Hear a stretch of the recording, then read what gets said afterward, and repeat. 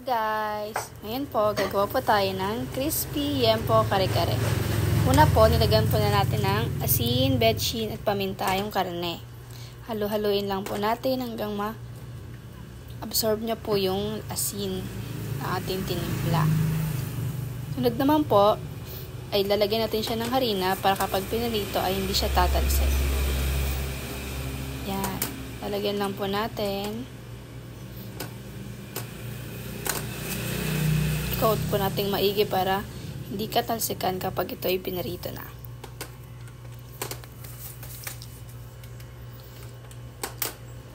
Ayan, tapos na po natin lagyan ng harina. Sunod naman po, ipiprito na natin siya sa kawali. Ayan, nilagay na po natin isa-isa. Hindi kasya lahat, kaya dalawa lang muna. Wait natin hanggang siya ay mag-brown. Ayan, ngayon naman po, gagawa tayo ng sauce ng kare-kare. Una, gigisahin natin yung bawang. Sunod, sibuyas, gisa-gisa. Sunod naman po yung peanut paste. Sunod po yung Mamasitas kare-kare powder. Binuhos po natin lahat. At dadagdagan po natin na ng aswete powder.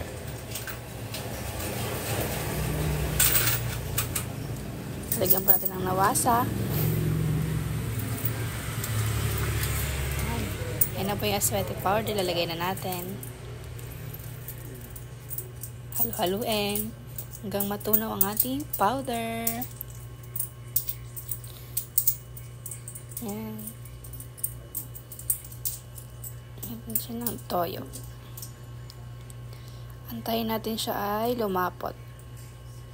Yan, malapot na siya. Next naman po, papakulan natin yung ating mga gulay. Siyempre, unang-una ang sitaw. Kunin na natin yung sitaw at nalaga na siya ng maigi. Sunod natin ang talong. Yan, nalaga na rin siya. Sunod ang pechay.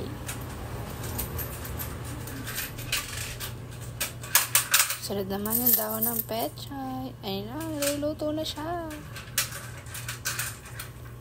So, naman po ang gagawin natin ay gagawa tayo ng alamang. Siyempre po, magigisa muna tayo ng bawang, sibuyas.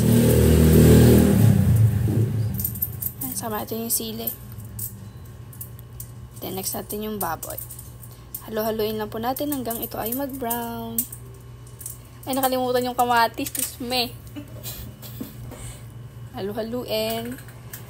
Yan. Nag-brown na po siya, kaya nilagyan natin yung alamang. Yan. Halu-haluin lang po. Lagyan natin ng pampalasa.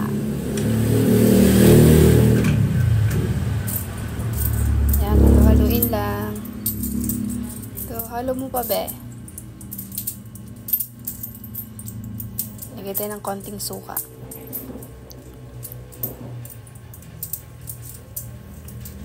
Yan, luto na siya. Oh my God!